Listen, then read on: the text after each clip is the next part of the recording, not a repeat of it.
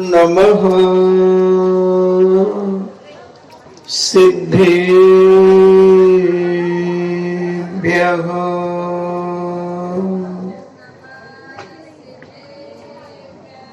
ॐ नमः सिद्धेभ्यः।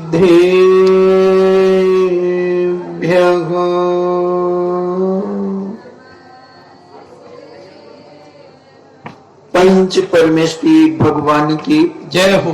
अहिंसामयी वितराग विश्व धर्म की जय हो।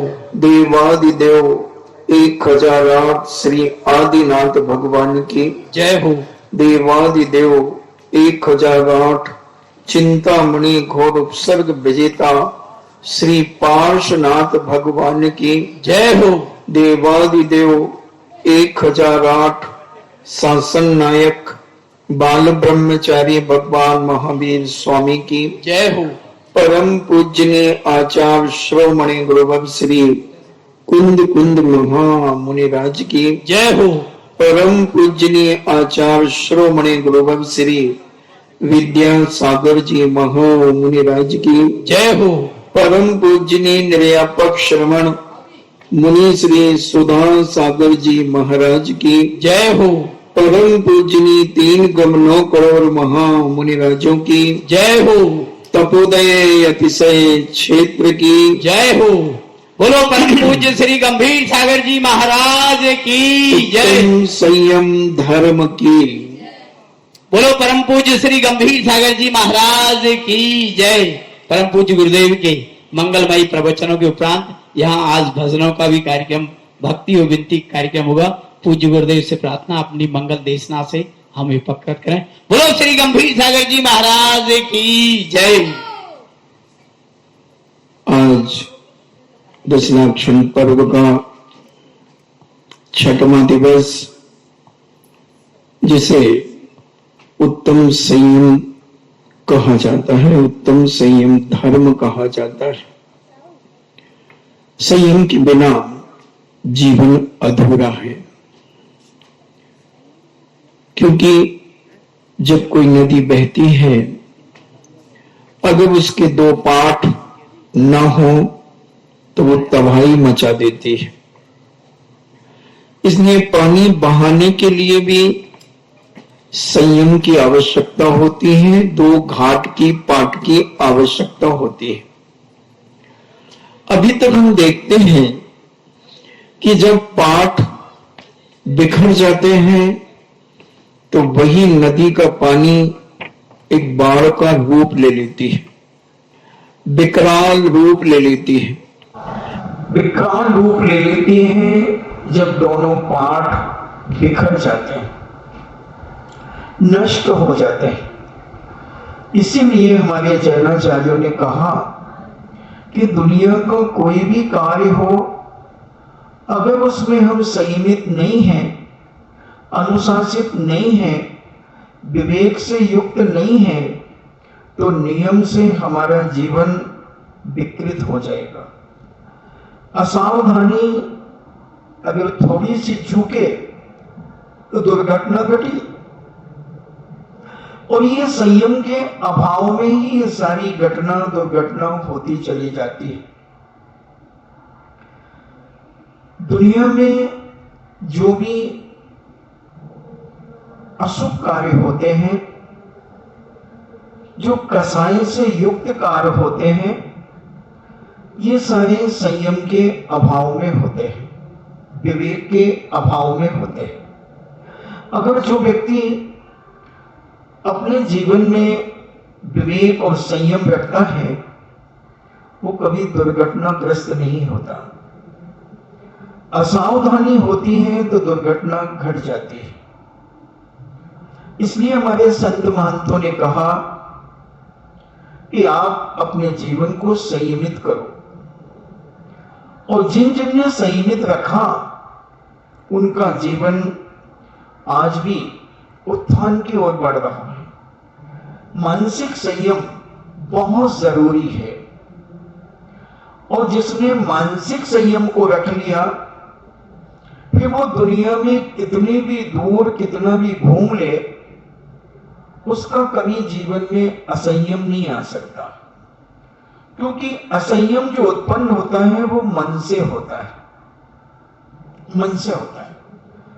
हम किसी चीज को छू रहे हैं, कितनी भी कोमल क्यों ना हो, कितनी भी आकर्षित क्यों ना हो, हम आंखों से देख रहे हैं, मगर उसके अंदर जो असंयम करने का जो परिणाम आएगा उसका सहयोगी मन होगा, क्योंकि आंखों से तो सभी लोग देख रहे हैं।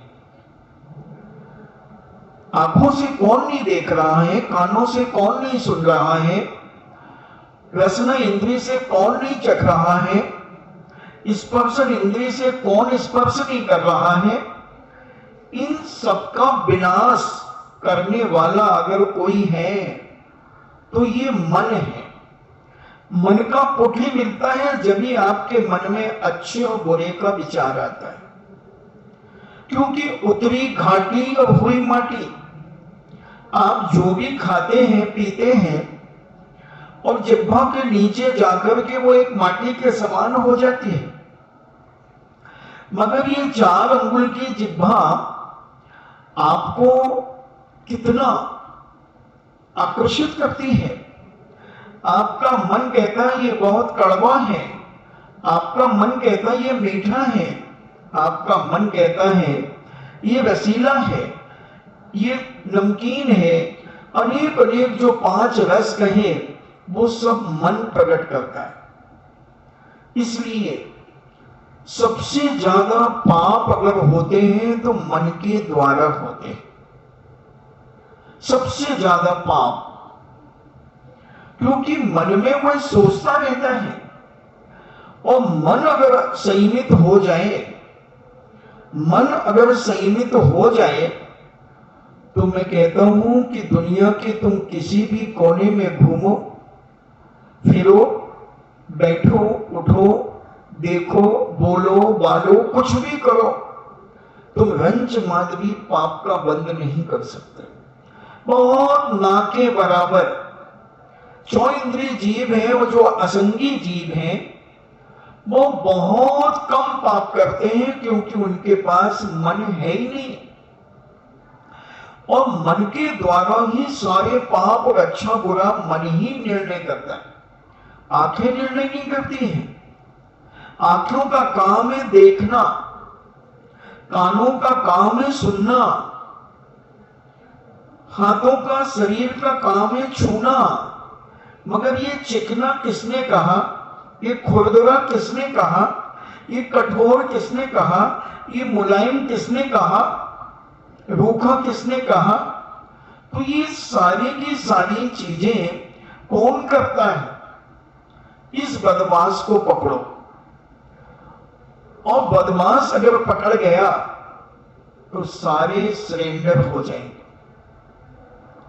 जब भी आदमी बिगड़ता है तो मन के कारण ही बिगड़ता है। एक ट्रेन में एक बहुत सज्जन सैन्य व्यक्ति सफर कर रहे थे, और जिस कंपाउंड में जिस डिब्बे के अंदर वो बैठे थे वो डिब्बा पूरा खाली था। वो इत्मीनानता से अपना पेपर पढ़ रहे थे। इतने में एक युवती जो सर्वांग सुंदर थी, और वो इतने बड़ी ट्रेन के 72 सीटर एक डब्बा होता है, और वो सज्जन सैनी एक सीट पर बैठे थे। वो आती है और कहती है मैं यहां बैठ जाऊं। सैनी व्यक्ति कहता है जैसे आपकी मर्जी।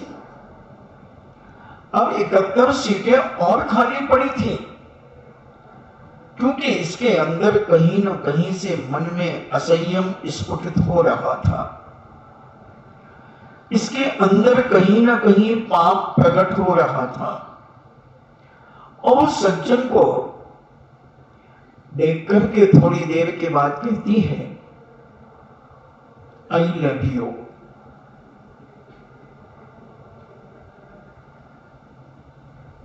उन्होंने कहा, क्यों?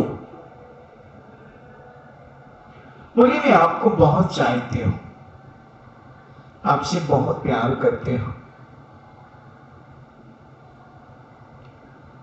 उन्होंने कहा कि मैं तो नहीं करता। बोले, अगर आप मना करोगे तो मैं हंगामा कर दूंगी, अब ये जंजीर खींच दूंगी और पीटीआई को बुला करके पुलिस में आपको दे देंगे। ओ, उन्होंने कहा, अच्छा अच्छा अच्छा, सॉरी, एक काम करो, आप मुझे लिख करके दो। और वो कहती, नहीं तो तुम मुझे 5,000 रुपए दो, नहीं तो भी हंगामा मचा दूंगी। उन्होंने कहा, पहले आप लिख करके दीजिए मुझे कि मैं आपको चाहती हूं, प्यार करती हूं, सारी जो जो बातें आप कह रही हैं वो सब कुछ कह दीजिए, लिख दीजिए। क्योंकि 100 बका और 1 लिखा, व्यापारियों में ये नीति चलती है। 100 बार मुंह जबानी तुम कुछ भी व्यापार में कर लो, वो प्रमाणिक नहीं है, और अगर 2 शब्द लिखे हुए हैं उस पर केस हो सकता है। तो उन्होंने लिखवा लिया, उसने सब लिख दिया और बोले कि अब चिल्ला दो, अब जंजीर खींच। और उसने जंजीर खींची, ट्रेन रुक गई, टीटीआई आ गया।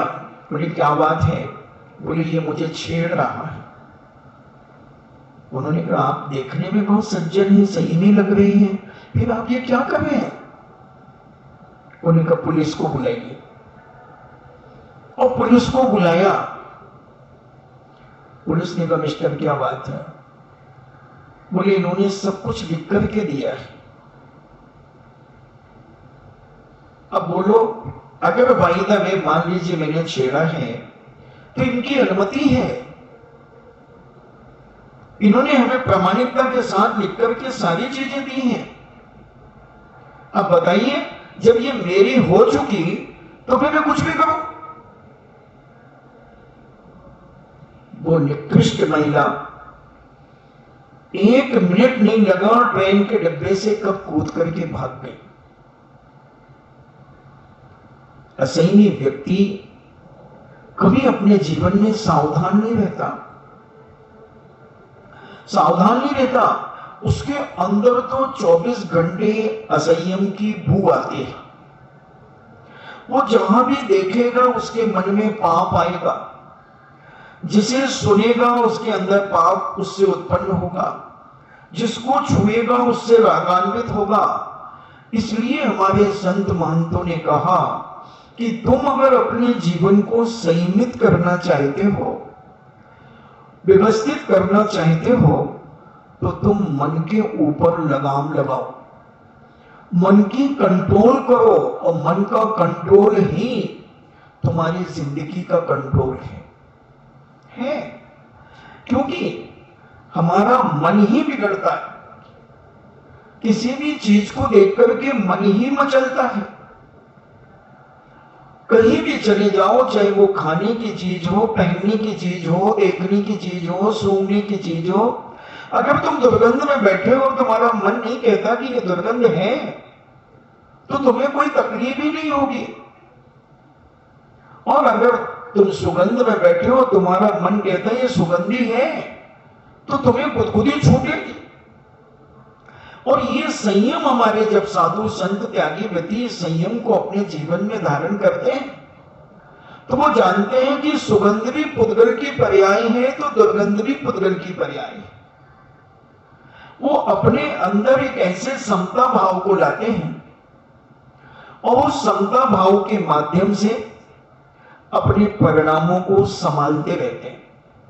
आपने कुलभूषण और देशभूषण के जीवन का चरित्र पढ़ा होगा। मैंने पढ़ा, कुलभूषण देशभूषण भगवान मुनि सुब्रत नाथ के समय पर हुए। और क्षेमंकर राजा के पुत्र थे। देशभूषण के कुलभूषण छोटे थे और देशभूषण बड़े थे। मगर पहले राजा महाराजा अपने पुत्रों को गुरुकुल की शिक्षा दिया करते थे, और आज आप भी अपने बच्चों को शिक्षा तो देते हैं। हॉस्टल के अंदर, छात्रावास के अंदर आपके बच्चे रहते हैं, और पहले के राजा महाराजा सेठ साहूकार के बच्चे गुरुकुलों में रहा करते थे, जहां साधु संत रहा करते थे, बड़े बड़े विद्वान रहा करते थे, और विद्वान उन्हें पढ़ाया करते थे, उनसे पुरुषार्थ करा करके उन्हें समर्थ बनाते थे। लकड़ियां बिनवाना, कंडे बीनना, आश्रम को साफ सुथरा करना, इन्हें सारी व्यवस्थाएं जो एक गृहस्थ जीवन से लेकर के राजनीतिक जीवन तक होती हैं, वो सारी की सारी सिखाया करते थे। आपने अभी टीवी में रामायण में देखा होगा, रामचंद्र जी, लक्ष्मण, भरत, शत्रुघ्न आदि और उनके और भी राजाओं के राजकुमार विश्वामित्र के लिए पास पढ़ने जाया करते थे, और ये सारी परंपराएं प्राचीन परंपरा थी, और ये सारी चीजों को एक संस्कारित बनाने के लिए, संयमी बनाने के लिए और संस्कार से युक्त करने के लिए ये गुरुकुलों की परंपरा थी। तो जब देशभूषण और कुलभूषण दोनों 5 साल 6 साल के थे, क्योंकि पहले 6 साल की उम्र में ही नाम लिखता था। बच्चा जब हाथ पकड़ता था और अपने कान का स्पर्श जब कर लेता था, तब उसका नाम स्कूल में लिख लिया जाता था। आजकल तो स्कूल की शिक्षा बिजनेस हो गई है। 2-2, 2.5 साल के बच्चों को भी प्ले स्कूल में भेज दिया जाता है, क्योंकि हमारी ये माताएं इतनी प्रमादी और असहनीय हो गई हैं, ये सोचती हैं कि जैसे तैसे 2-3 घंटे से तो छुटकारा मिलेगा। उससे अभी कपड़े पहनना नहीं आते, उसको अभी पूरा बोलना नहीं आता, वो स्कूल जाता है। और बड़े बड़े शहरों में उन बच्चों की लाख लाख रुपया फीस है। इन्हें इतनी कुशिक्षाएं दी जा रही हैं, मगर हम उसको बहुत अच्छा समझ रहे हैं। मगर शास्त्र ग्रंथों में, नीतियों में बड़े बड़े विद्वानों का कहना है कि बच्चे को कम से कम 5 साल के पहले स्कूल भेजना ही नहीं चाहिए। इन बच्चों की ज्यादा उम्र नहीं होगी। जो ये 2-2, 2.5 साल के बच्चे स्कूल जाना शुरू कर देते, इनके मस्तक पर इतना लोड आने लगता है पढ़ाइयों का, ये 50 साल 55 साल से ज्यादा इनका जीवन नहीं है। आज का साइंस इन चीजों पर विचार कर रहा है। अभी थोड़ा सा शिक्षा पद्धति में चेंज लाने की कोशिश चल रही है। जो 8-8 किलो के उनके बैग हैं, उन बैगों को कम करने के लिए कुछ शिक्षाविद इस पर विचार कर रहे हैं और अपने विचार सरकार को दे रहे हैं। अब सरकार कितना इन पर अमल करेगी, ये सरकार के ऊपर डिपेंड करता है।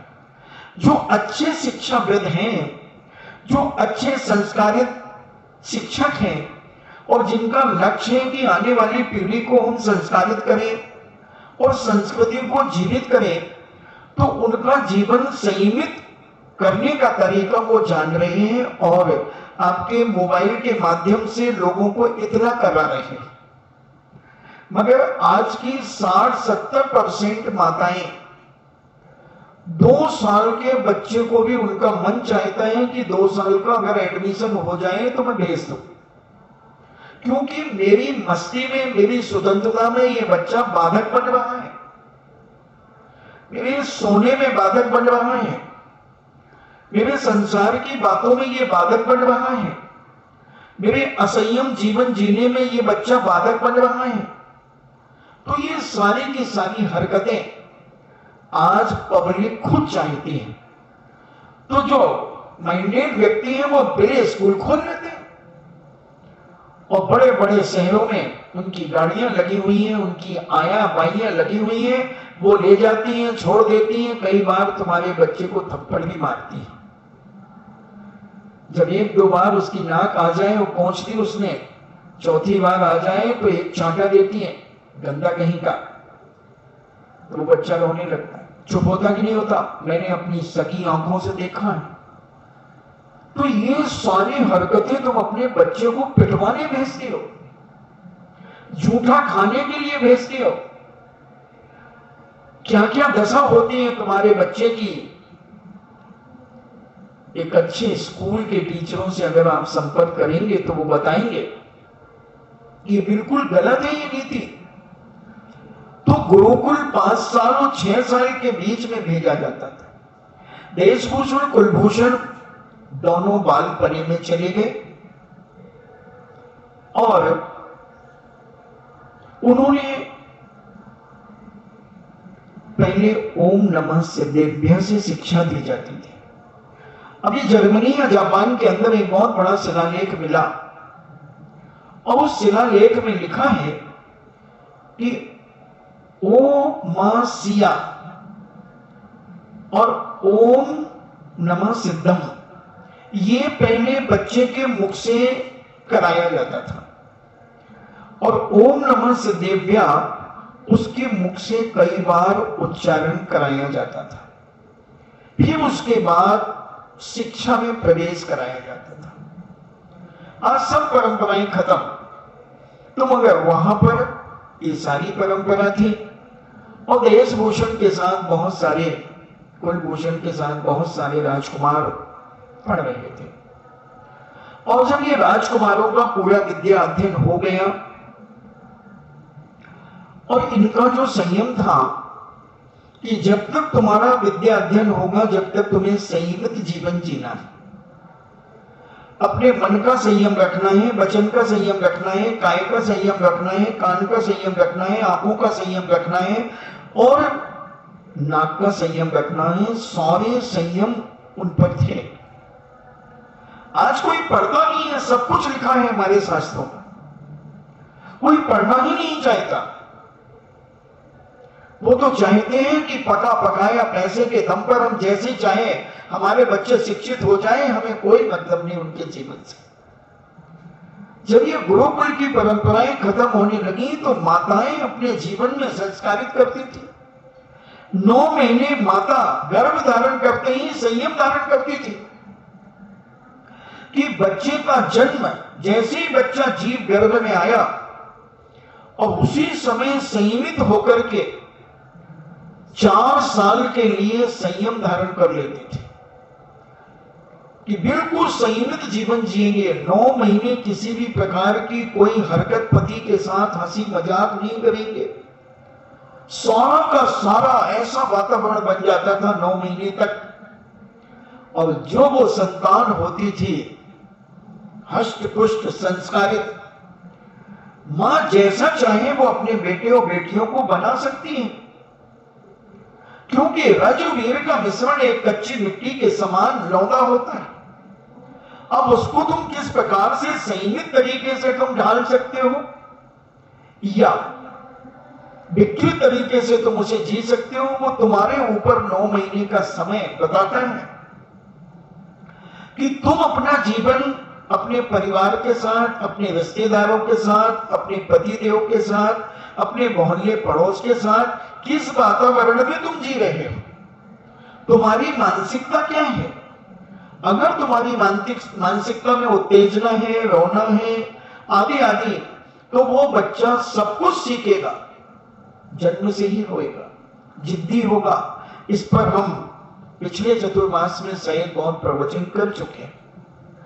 तो संयमी, अगर तुम संयमित होकर के जब तक संतान जन्म नहीं लेती, जब तक तो पहला मुख्य संयम, फिर उसके बाद उसके जन्म के बाद 3 साल का कम से कम संयम धारण करना, दूसरी संतान कम से कम 3 महीने ने 4 साल के बाद दूसरी संतान का नंबर आना चाहिए। इस पर अपन और चर्चा कभी भविष्य में करेंगे। तो ऐसे देशभूषण कुलभूषण वहां संस्कारित हो रहे थे और उनका नियम पहला दिलाया गया कि जब तक तुम गुरुकुल में विद्या अध्ययन करोगे सब प्रकार से संयमित रहोगे। सब तरफ से बंधन से उन्हें बांध दिया गया और वो बंध गए, सारे राजकुमार बंध गए। और जब ये 18-19 साल के होकर के जब संपूर्ण शस्त्र विद्या, न्याय शास्त्र, शस्त्र विद्या, व्याकरणाचार, ज्योतिषाचार, सारे जितना विषय होता है वो सारा का सारा इनको पढ़ाया। और ये 18-20 साल की उम्र में समझ लो इनके पिता के पास खबर भेजी गई। पिता ने रथ भेजा और दोनों बेटे रथ में बैठ करके नगर में प्रवेश करते हैं और नगर के सुहावने दृश्य को जब ये देखते हैं कई बार इनका मन मोहित हो जाता है, क्योंकि अब इनका संयमित जीवन गुरुकुल तो था और गुरुकुल से बाहर निकलने के बाद ये स्वतंत्र थे। गृहस्थ जीवन में प्रवेश करना चाहे तो गृहस्थ जीवन में प्रवेश करें, संयमित जीवन में चाहे तो संयमित होकर के प्रवेश करें। और ये अपने राजमहल की ओर बढ़ रहे थे। अनेक अनेक सेठ साहूकारों की बेटियां, बहुएं, माताएं, बेटे सभी इनको टकटकी लगा करके देख रहे थे, क्योंकि इनका मन पूर्णतः पवित्र था, गुरुकुल से आए थे, संयमित था। और जब ये राजमहल के नजदीक पहुंचे तो राजमहल की छज्जे के ऊपर एक संपूर्ण सुंदर एक कन्या, चंद्रमुखी कन्या खड़ी हुई थी। और उस कन्या को देखकर देशभूषण देखते हैं, उसी समय कुलभूषण देखते हैं और दोनों विचार करते हैं कि इस कन्या से मैं पाणी ग्रहण करूंगा। और देशभूषण भी कहते हैं कि मैं करूंगा, कुलभूषण कहते हैं मैं करूंगा। दोनों ने मन में ये बात सचोली और मन में यहां तक भाव आ गया, क्योंकि शस्त्र विद्या में भी पारंगत थे, कि अगर देशभूषण इसे चाहेंगे तो मैं देशभूषण की कत्ल भी कर दूंगा। और देशभूषण सोच रहे हैं कि मैं कुलभूषण की भी कत्ल कर दूंगा। अब इस कन्या से तो मैं पाणी ग्रहण करूंगा। दोनों नजदीक पहुंचते हैं, राजमहल के दरवाजे पर दोनों रथ से उतरते हैं। पिता आवाज लगाते हैं, बेटा तुम भी आ जाओ, अपने भाइयों की आरती कर लो।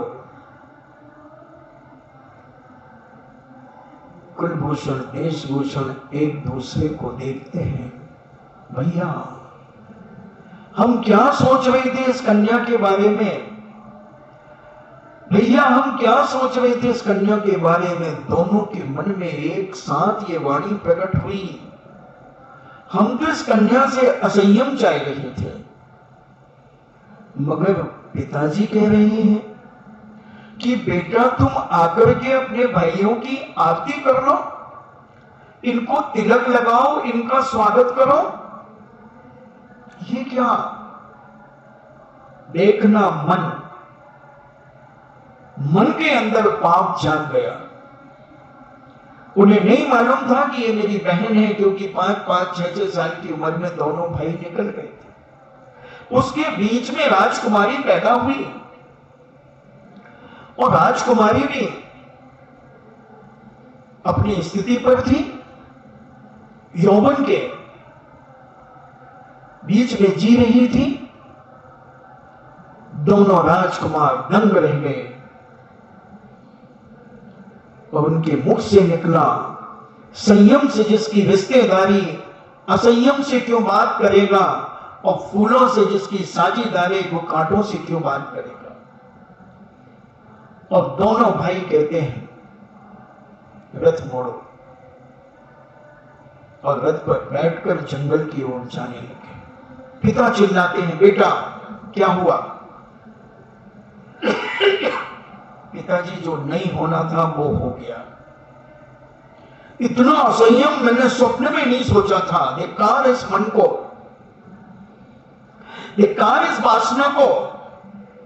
इतनी कन्याएं मैंने रास्ते में देखी मगर किसी के प्रति मन खराब नहीं हुआ, और इस कन्या को देखकर मेरा मन खराब हुआ। और ये मेरी बहन, हाँ बेटा, ये तुम्हारे गुरुकुल जाने पर इसने जन्म लिया था। बस पिताजी, इतना ही पर्याप्त है कि मेरा मन इतना बेईमान, इतना पापी कि ये भी नहीं समझ पाया कि बहन है या कौन है। और दोनों भाई एक दूसरे के खून के प्यासे हो गए। तलवारें खिंच जाती पिताजी। इसलिए अब इस मन को हम मार करके रहेंगे। इस मन को अब हम समाप्त करके रहेंगे। और दोनों भाई जंगल की ओर चले गए और दोनों ने संयम धारण कर लिया। दोनों ने संयम धारण कर लिया और एक पर्वत के ऊपर दोनों भाई मुनि बनकर के ध्यानस्थ होकर के बैठ गए। दोनों भाई वहां ऐसे ध्यान में लीन हो गए, मगर पूर्व जन्म का बैरी कोई देवता उन्हें अनेक प्रकार से उपसर्ग कर रहा है। चाहते तो उसको कीलित कर देते, वो कीलित कर देते। उनके संयम में इतनी बड़ी ताकत थी, मगर मन को ही मारने के लिए निकले थे। और दोनों भाई के ऊपर छिपकलियां चढ़ रही हैं, सांप चढ़ रहे हैं, गोहेरे चढ़ रहे हैं। पता नहीं कितने जंगली जानवर उनके आसपास बैठे हैं, हमला करने के लिए बैठे। और वह व्यंतर ऐसी दहाड़ लगाता कि पूरा का पूरा नगर भयभीत हो जाता। सारा नगर शाम के समय खाली हो जाता, शाम के समय खाली हो जाता। और वो दोनों मुनिराज देशभूषण और कुलभूषण उस पहाड़ी पर रहते भयभीत नहीं होते, क्योंकि मन को मारना था उन्हें। मन की तरंगे मार ले बस हो गया भजन, आदत बुरी सुधार ले बस हो गया भजन। कुछ नहीं रहा उनके अंदर, बस उनकी आत्मा। उस आत्मा को परमात्मा बनाने के लिए दोनों भाई लग गए। जब राम लक्ष्मण और जनक नंदी सीता मां उस नगर में प्रवेश करते हैं तो देखते हैं कि पूरा नगर खाली है। सारे मकानों में ताले लगे हैं, पूरा सन्नाटा है। एक व्यक्ति सामने से आता हुआ दिखता है। रामचंद्र जी पूछते हैं, लक्ष्मण, इससे पूछो कि सारे नगरवासी कहां चले गए। वह आदमी कहता है कि मैं भी जा रहा हूं, मैं तो अपने बच्चे का दूध भूल गया था, दूध लेने आया हूं। बाकी रात्रि में इतना भयंकर कोलाहल होता है, ऐसी हुंकार होती है कि जिस हुंकार को बड़े बड़े योद्धा भी कांप जाते हैं।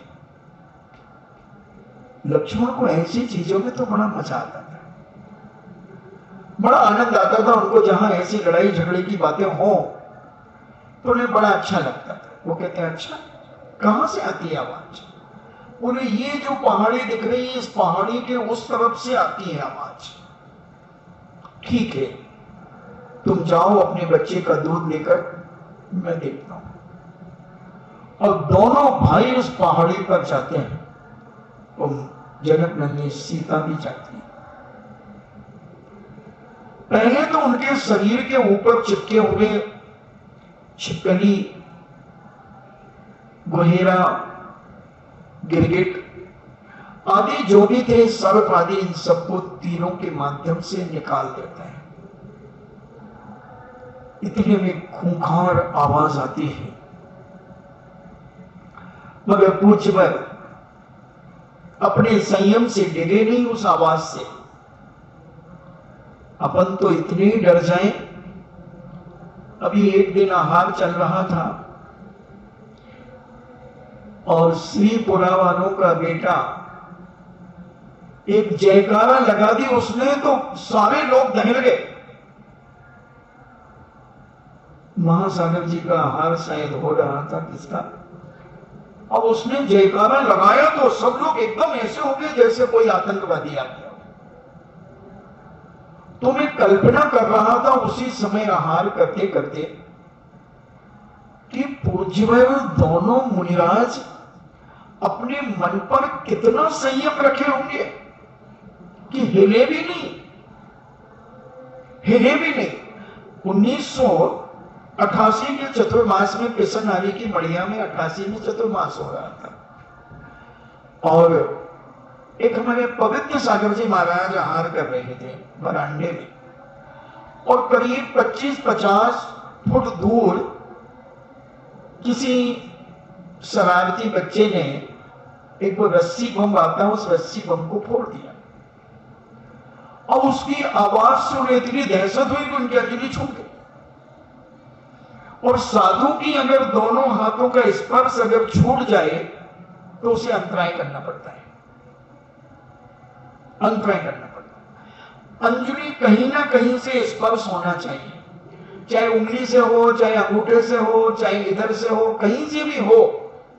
अगर दोनों अलग हो जाए, बाल के बराबर भी अगर अलग हो जाए तो वो अंतराय करते हैं सच्चे साधु।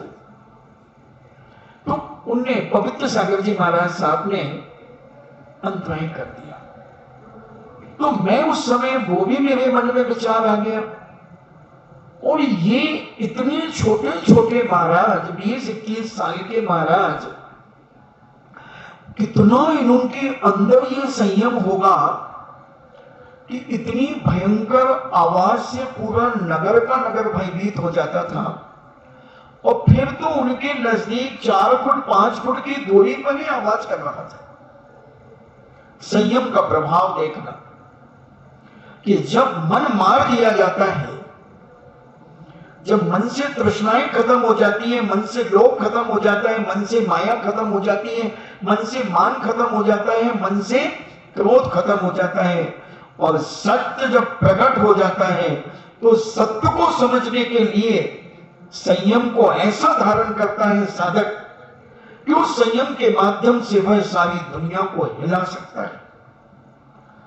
हमारे जैनाचार्य कहते हैं आत्मा में इतनी अखंड शक्ति है कि ब्रह्मांड को हिला सकते हैं, 3 लोक को छोप कर सकता है एक साधक।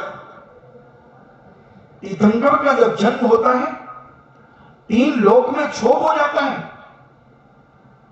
यहां तक कि एक समय के लिए नरकों में भी शांति का अनुभव हो जाता है, क्योंकि एक संयमी ने जन्म लिया है।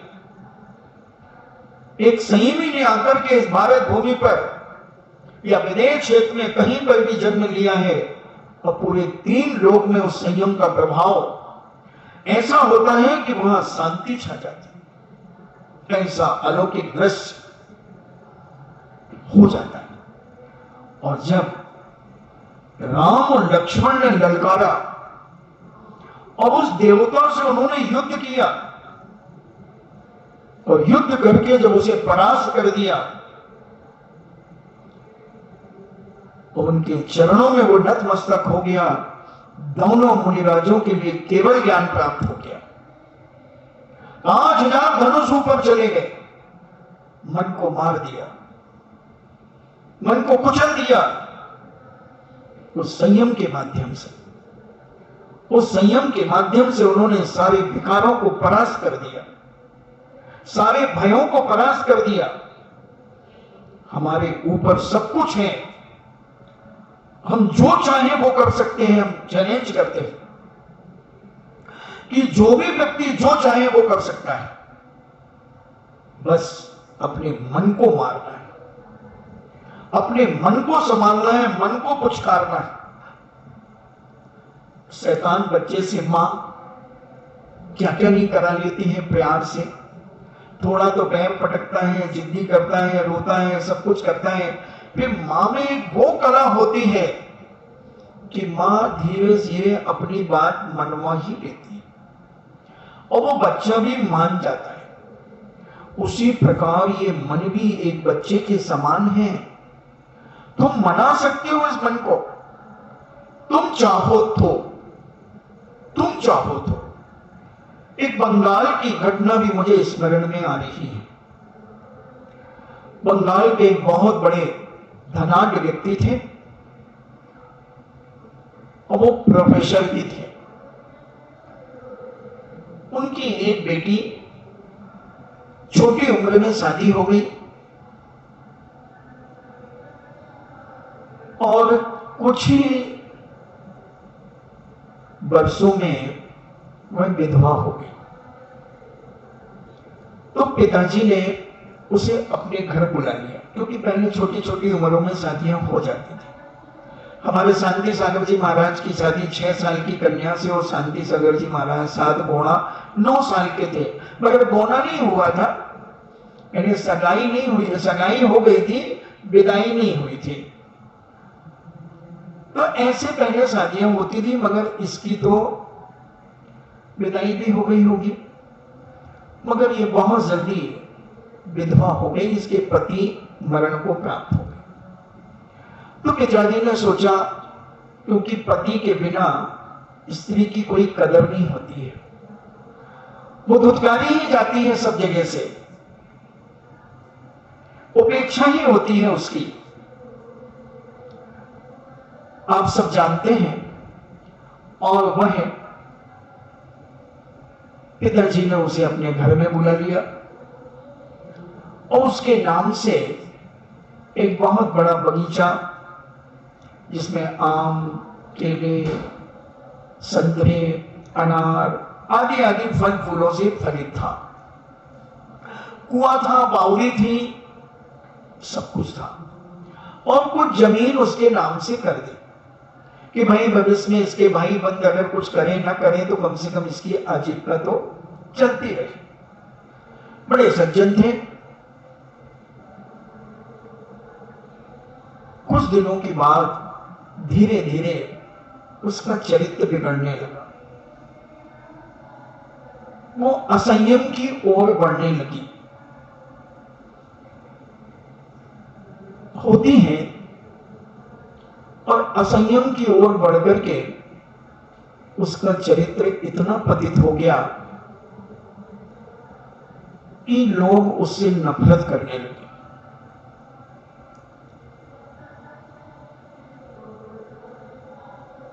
इतना उसकी चर्चा चारों तरफ हो गई, कोई उसे पसंद ही नहीं कर रहा। और उस बावड़ी का पानी सड़ गया, बावड़ी का पानी सड़ गया, कुएं का पानी सड़ गया, आम बदबू मारने लगे, अनार बदबू मारने लगे, पूरा बगीचा बदबू से भर गया, क्योंकि इसके जीवन में असंयम प्रकट हो गया और इतनी निकृष्ट हो गई, किसी भी समय किसी के साथ भी चले जाना, ना दिन देखना ना रात देखना, और चले जाना। पूरे नगर में इसकी थू-थू होने लगी। इसके असंयम को देखकर और भी कुलीन घर की बेटियां अपने मन ही मन में विकार उत्पन्न करने लगी, उनको वासना उत्पन्न होने लगी। उनका भी जो पवित्र संयम था, उस संयम पर मानसिक प्रभाव पड़ने लगा, क्योंकि जहां देखो वहां उसकी ही चर्चा, उसके असंयम की ही चर्चा, उसके असंयम की चर्चा। जहां 4 महिलाएं बैठ जाएं, खड़ी हो जाएं, एक ही बात, देखो तो भाई, देखो तो भाई। अब महिलाओं को, कईयों को तो इसमें बड़ा रस आता है, बड़ा रस आता है। रात के 10 बजा दे, मंदिर की पट्टियों पे बैठ करके इसकी उसकी चर्चा करने में, क्योंकि पहले मंदिर के आसपास ही समाज के घर हुआ करते थे, तो बैठे रहे कि कोई डर है नहीं, 11 भी बज जाए तो कोई बोलने वाला नहीं। और मंदिरों के बाहर पट्टियां बनी रहती थी, बैठी रहती थी, पुरुष अलग बैठे रहते, पुरुष दुकानों की पट्टियों में बैठ करके गुलछर्रे उड़ाते थे, इसकी उसकी बुराइयां करना, मूंगफली रख लेना, मूंगफली चबाना, और ये सब चलता था। महिलाएं भी चलती थी। फिर उसके बाद वैसे ही पहले कूले पंखे होते नहीं थे, तो गर्मी में तो 11 बज जाते थे मंदिर की पट्टी पर, क्योंकि जैसे तैसे उतना समय तो निकले। फिर वो बिस्तर बिछा के छत में आ गई थी, उसमें पानी आनी किंच करके आ गई थी, थोड़ा चद्दर ठंडा हो जाएगा। हाँ, वो एक खुड़खुड़िया पंखा था, इससे ज्यादा नहीं था बड़े बड़ों घरों में। एक कमरे में 10-10 घुसे रहते थे, खुड़ सिन्नी पंखा चलता रहता था। उसी में लड़के मरते रहे, तू ही तो हवा खाएगा क्या, हाँ तो तू आ जा ले। और ये चलता रहता था पूरे घरों में। तो ये स्थिति थी। तो जैसे जैसे 10-11 बजे तक हमारी 50 से ऊपर वाली जो है वो तो अधिकतर 10-11 बजे के पहले घर जाती नहीं थी। और अगर उनके बिस्तर पे कोई सो जाए, फिर उनका संयम असंयम में बदल जाए। सो गयो हमारी जगह पे, मैं कटेगी बेटी बेटी थी ना, तू कैसे सोई है? और वो हाथ पकड़ के घसीट देगा। डोगरियां इतनी खतरनाक थी, जिन्हें कि बच्चा सो गया तो सो गया, नहीं उको सो गयो, देवरानी को मारो को थे, मारो हो तो मैं सो जाती, मारो के पास में सो जाती। ऐसी दशा होती थी। और वह बदनाम हो गई, सब जगह बदनाम हो गई। एक दिन वो बैठी थी, उसे ग्लानि हुई, देखना मन को कैसे बदला जाता है। और जवान थी बेचारी बिटिया, मगर जब उसने देखा कि मुझसे बड़ा पापी इस दुनिया में कोई नहीं है, मैंने अपना चरित्र खत्म कर दिया, मैंने अपना संयम, मेरा कायदा तो यह था कि मुझे महिला आश्रम में चला जाना चाहिए था, विधवाओं के आश्रम में चले जाना चाहिए था, और वहां पढ़ लिख करके मुझे संयम का उपदेश देना चाहिए था, सारे लोगों को संयम की शिक्षा देना चाहिए थी। मगर मैं ऐसी पापिन कि मैं असंयमी हो गई, और मैंने अपने चरित्र को, अपने संयम को तहस नहस कर दिया। अब वो बैठी बैठी ग्लानि से भर गई, उसे सारा एक एक दृश्य वो पाप का दिखने लगा, वो तकलीफें, वो वेदनाएं उसे दिखने लगी कि हमने इतना पाप किया, न जात देखी न पाप देखा, जिसके साथ मैंने पाप किया बेकार है। और वही अपने पिता के पास गई।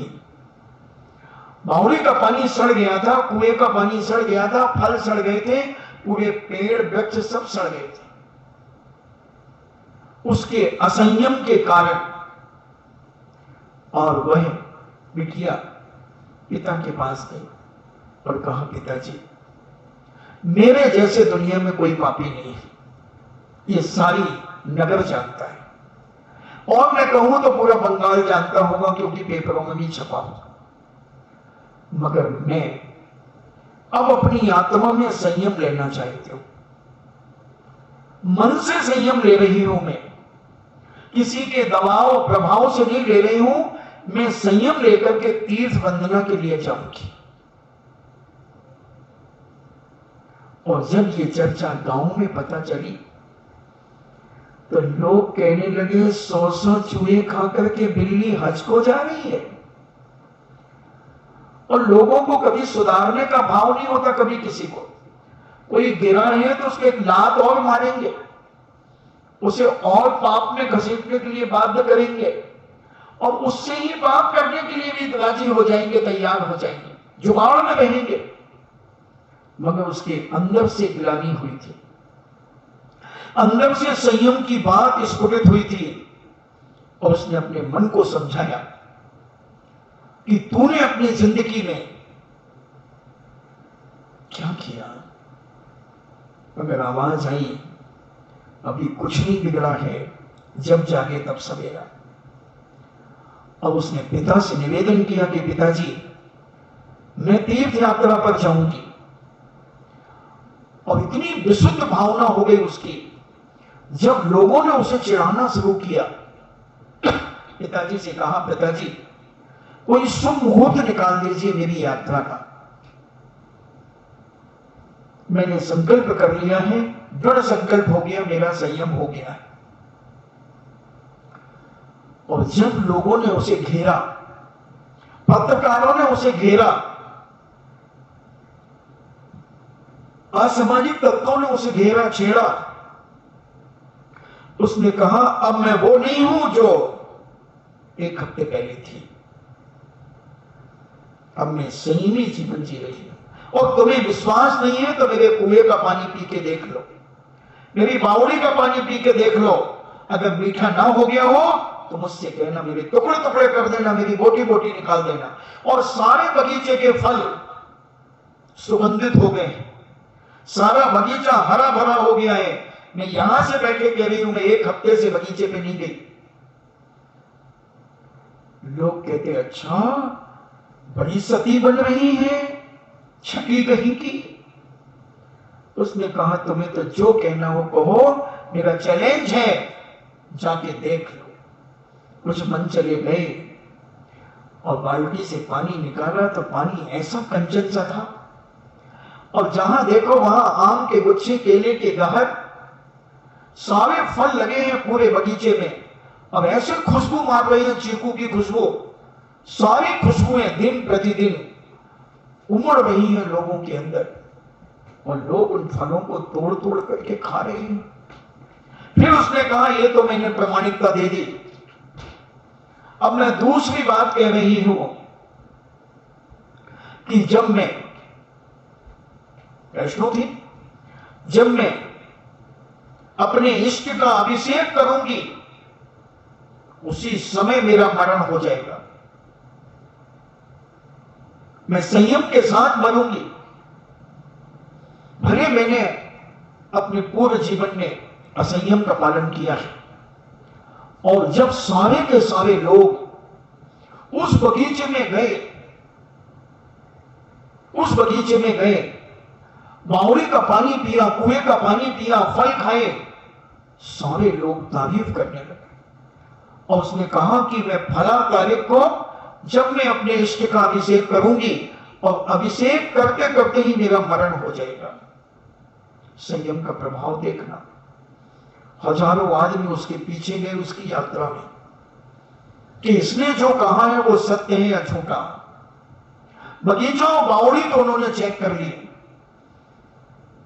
और लोग गए, और उस निश्चित समय पर, जिस समय को उसने घोषणा की थी, उस समय उसने लोटा लेकर अपने इष्ट के ऊपर जैसे ही जल डाला, और जल ढालते ढालते ही उसके मुख से अपने इष्ट का नाम निकला, तो मरण को प्राप्त हो गया। संयम बहुत बड़ी ताकत है बंधु। बस हमें अपने मन को मारना है। ये मन ही हमें पाप की ओर घसीट के ले जाता है, ये मन ही हमें क्रोध की ओर ले जाता है, माया की तरफ ले जाता है, अहंकार के लिए ले जाता है, लोभ के लिए ले जाता है। ये चार कसाई से बचने के लिए और सत्य को पुष्ट करने के लिए संयम एक ऐसी ढाल है कि तुम्हें दुनिया की कोई ताकत वार नहीं कर सकती। बस तुम अपने अंदर संयम बना लो, मन से, वचन से, काय से, व्रत कारित अनुमोदना से, समारंभ समारंभ आरंभ से अपने आप में इतनी दृढ़ता ला दो कि कैसा भी मन चला, कैसा भी व्यक्ति तुम्हारे जीवन को विचलित करने के लिए आ जाए तो तुम्हें भी वो विचलित ना कर सके। जनक नंदी सीता मां को देखो कि रावण जैसा सुंदर आदमी, एक खंडापति, सोने की लंका, अपार वैभव, महाशक्तिशाली, उसके बाद भी सीता प्रभावित नहीं हुई। क्या कमी थी रावण के पास जो राम के पास क्या था और रावण के पास क्या था? मगर सीता के पास संयम था, पति व्यथा व्रत था, पति पिता व्रत था, और इस संयम ने आज सारी दुनिया में राम को पुजवा दिया। काश अगर जनक नंदी सीता संयमी नहीं होती तो क्या होता, उसकी हो जाती। और डंडे की चोट पे कहती है कि मैं तो रावण के साथ रहूंगी। क्या कर लेते राम, क्या कर लेते? मगर उनका संयम, और कितनी बड़ी चुनौती थी उन्होंने अपने संयम के माध्यम से अग्नि में प्रवेश करने के लिए, अग्नि में प्रवेश करने के लिए 450 फुट लंबा इस पंडाल से भी बड़ा और 240 फुट गहरा गड्ढा खोदा गया। ये तो शायद 300 फुट होगा पंडाल, इससे भी 150 फुट आगे और 240 फुट गहरा गड्ढा खोदा गया। उसमें आग जला दी गई और ऐसी धधक रही लपटें आकाश को छू रही हैं। उन्होंने भगवान का कोई नमोकार मंत्र नहीं पढ़ा, जनक नंदिनी सीता ने कोई नमोकार मंत्र नहीं पढ़ा, कोई भगवान को याद नहीं किया। संकट के समय भगवान को याद करना ये तो पागलपन है। सुख के समय भगवान को याद करो तो संकट आते ही है। देखा ना, दुख में सुमरण सब करें, सुख में करे न कोई, और जो सुख में सुमरण करें सो दुख काहे होए। हम सुखों के दिनों में तो ऐसा आराम करते हैं, दुनिया में घूमने जाते हैं, खाते हैं, पीते हैं, खिलाते हैं। कभी कितने जा रहे होंगे उधर झरनों के पास, ऐसे ऐसे झरनों के पास जा रहे हैं और पुलिस के डंडे अलग खा रहे हैं। अब ऐसे अर्ध नंग धड़ंग चित्र भेज रहे हैं। क्या है इनका जीवन? ये असहनीय जीवन है बंधुओं। तुम सौभाग्यशाली हो जो क्षेत्र के अंदर हो कि तुम भी उसी पाप में जाते, मुझे मालूम है। हर जगह खुली किताब है, किताबों में ढूंढते क्या हो, सब जाते और क्या क्या हरकतें वहां करते और फोटो में डालते। लोग तुम्हारे सील का उल्लंघन करते। तुम्हारा बहुत बड़ा पुण्य है कि तुम उस पाप से बच गए, कि वहां झरनों में नहाने नहीं गए। तुम कितने असंख्यात जीवों की हत्या करते। एक बूंद पानी में 36,450 जीव हैं और तुम कितने बूंदों को बर्बाद करते। उन पहाड़ों पर काइयां लगी होंगी, उन काइयों पे बैठ करके तुम फोटो खिंचवाते। क्या क्या खटकरम तुम करते हो मुझे कहने की जरूरत नहीं है कि बरसात में हर साल राजस्थान के लोगों को इसमें बड़ा नशा चढ़ता है, क्योंकि असंयम का प्रभाव ज्यादा है, संयम का भाव नहीं है। अरे एक बार चले गए, 2 बार चले गए, मगर वो तो कहते एक एक झरना नहीं छोड़ेंगे, हम एक एक झरना नहीं छोड़ेंगे। तो कर्म कहता है बेटा हम भी एक एक कर्म तुम्हें नहीं छोड़ेगा। अभी तो पुण्य के उदय में इतना लो, अब ये कर लो जितना असंयम तुम्हें करना है। जब हमारा मौका आएगा, जब तुम तड़पोगे और शांति धारा भी काम नहीं कर पाएगी, साधुओं के आशीर्वाद भी काम नहीं कर पाएंगे, कुछ भी नहीं कर पाएगा काम, और कर्म कहेगा बेटा तूने पुण्य के उदय में खूब इतराया है, अब भोग असंयम का खूब पालन किया। और उस बालिका ने असंयम में भ्रष्ट हुई, मगर जब अंदर से ग्लानि हुई, जब मन को संभाला और ऐसा मन संभाला कि आज बंगाल में उसका इतिहास में नाम लिखा हुआ है कि एक चरित्र से इतनी पवित्र हुई और फिर चरित्र से संयम से इतनी ऊपर उठी कि उसने चैलेंज किया, वो चैलेंज पूरे हो गए। सीता ने यही किया। ये तो चलो चतुर्थ काल की बात है, ये तो अभी 60-70 साल पुरानी बात है बंगाल की। वो तो 6,25,000 लगभग वर्ष की बात है जनक नंदिनी सीता की। मगर ये तो अभी लेटेस्ट है, इसी पंचम काल की, इसी शताब्दी की, 20वीं शताब्दी की। बस ये मन इतना बेईमान है।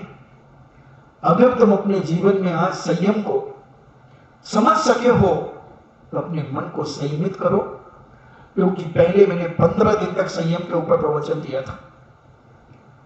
16 कारण भावना। तो हम अपने जीवन में इसको समझें और जाने कि ये 10 लाक्षण पर्व में जो संयम धर्म आया है, इसको हम अपने जीवन में ग्रहण करें। और जब तक हम ग्रहण करें तो जीवन का अंत हो जाए, मगर हमारा संयम कभी समाप्त ना हो। इसी मंगल भावना के साथ जिनवाणी स्तुति। जिनवाणी के ज्ञान से सूझे लोकालो, सुवाणी मस्तके धरो, सदा देखूं धो। हे जिनवाणी भारती, तो ही जपो दिन रैन, जो तेरो शरणाग है, सो पावे सुख चैन। देव भजो अरिहंत को, गुरु सेवा निर्ग्रंथ, दया धर्म पालो सदा, यही मोक्ष का पंथ। 9 बार नमो का।